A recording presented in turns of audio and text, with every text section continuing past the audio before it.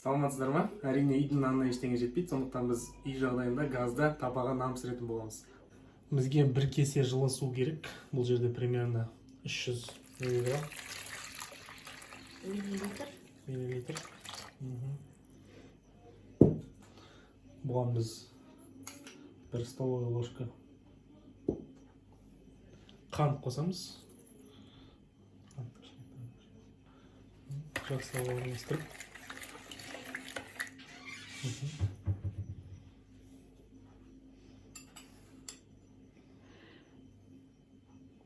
Бір шай қасық құрғақ дрожжи қосамыз. Жоқ, жарты қасық қой. Сосын жақсылап араластырамыз. Прям жақсылап араластыру керек. Дрожжи еру керек. Дрожжымыз ерігесін жылы жерге 10-15 минутқа қоя тұрамыз.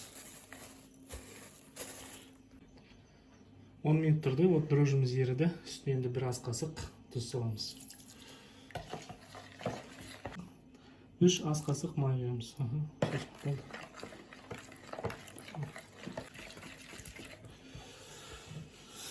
Үстіне ұн саламыз. Ұнымыз біздің негізі сеткадан өткізілген. Сіздер өткізіп сөйтіп салыңыздар.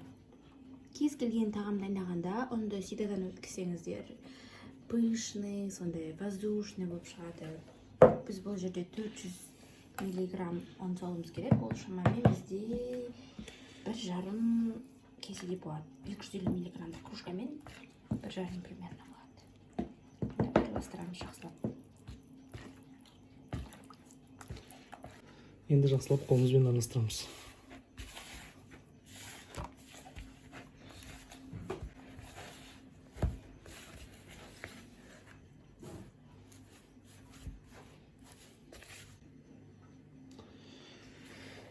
Осы тестамыздың үстіне 2 шай қасықтай май құямыз.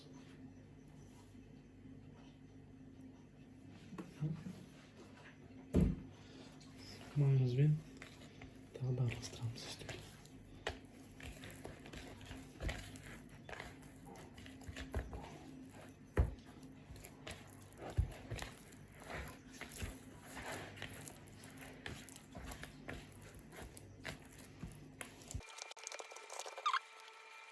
Жарты сағатқа көтерілуге қоямыз. Жылы жерге бетін жауып.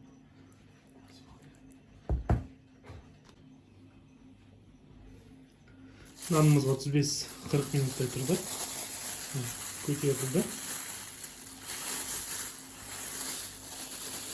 Бетін салқанын жауып қоямыз.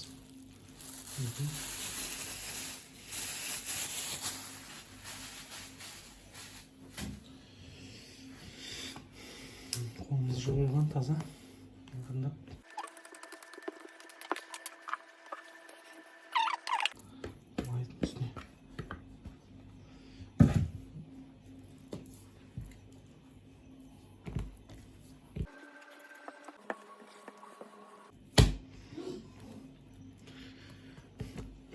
Нанымызды осылай қойып, 8 бөлікке бөлеміз.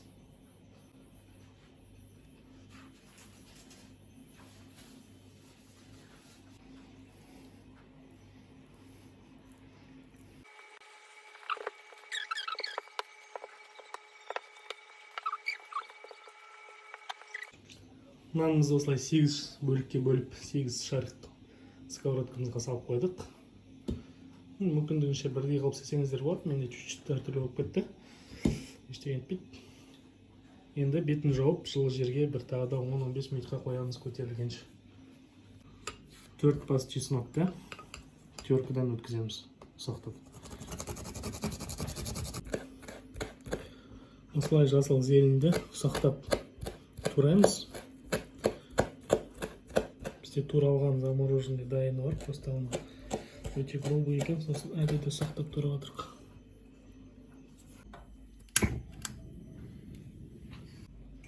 Так, нанымыз 15 минут тұрды, көтерілді. Енді газге ақырын отқа қоямыз. Бетін кіршіксін жауып. Бетіне пищевой пленка жауып, тарелканы қойып аударамыз. Сармайды ерітіп, 2 столовый ложка. Соған жаңағы чесногымызбен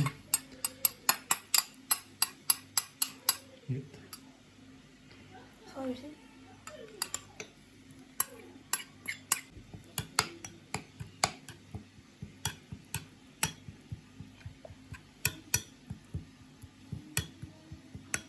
Біз үйдің сары майын алдық. Сіздер дүкеннен сливочный майын пайдалансаңыздар да болады.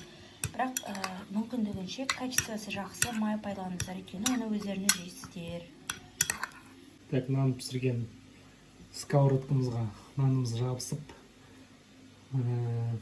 негізі пісіреміз деген сковородкамыз бос болмай қалғасын, соған пісірген болатынбыз. Кішкене жабысып қалды, сковородка ауыстырып, содан кішкене нанымыздың түрі басқаша болып кетті. Біз бірінші рет істеп тұрған жоқпыз, негізі күшіне күшті болып шығу керек. Солай шығады, сондай рецепт. Түрін көріп шошымаңыздар. Енді нан туралы олай жаман нәрсе айтуға болмайды. Мынау ортасы барлығы піскен, былқылдап тұр. Қазір дәмін бірге көретін боламыз. Жаңағы араластырған майымызды осы нанның бетіне осылай жағып шығамыз. Дәмі өте керемет болады. Нанның осыдан дейін істеген болатынбыз. Бірінші рет жасап тұрған жоқпыз. Өте дәмді, прям бүкіл үйдің ішінде осы нанның иісі. Кәдімгі ойлаңыздаршы, ауылда кәдімгі пеш жағып тұр, үйде нанның ыстық піскен иісі прям керемет.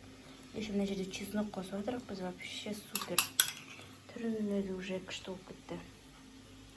Керемет. Дәл сол рецептпен антипригарный сковородкаға жасаңыздар. Кез келген үйінде бар деп ойлаймын сондай. Вот. Қазір дәмін көреміз. Нанымыздың дәмін көрейік. Оның жарады. Ішінің бәрі піскен. Піскен, күшті. Пісімеді. Анда еще кішкене төменгі жағында қатарлақ курочкасы бар. Мен де дәмін көрсем бола ма? Жоқ, болмайды. Если что, ұнамаса чеснок қоспай қойсаңыздар да болады. Мә. Керемет. Чеснок қоссақ, вообще жиналатын жоқ қой. Біз алдында чеснок қоспай пісірдік, иә? Енді сармаймен, қаймақпен жемдесеңіздер, чеснок қоспай қойсаңыздар болады. Но зелень мен чеснок өте керемет сочетаться етеді. Прям 10-дан 10 деген баға қоямын. Ойынсыз міндетті түрде жасап көріңіздер. Лайк басуға тұрарлықтай рецепт.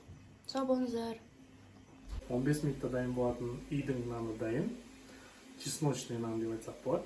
15 минутта үйде бар заттармен дайындадық. Чесноктың орнына басқа бір өздеріңіз білсеңіз, өздеріңіздің фантазияңызбен басқа бірдеңе қоссаңыздар болады. Каналға қосылып, лайк басып, комментарий жазыңыз. Обязательно жасап көріңіздер үйде. Сау болыңыздар.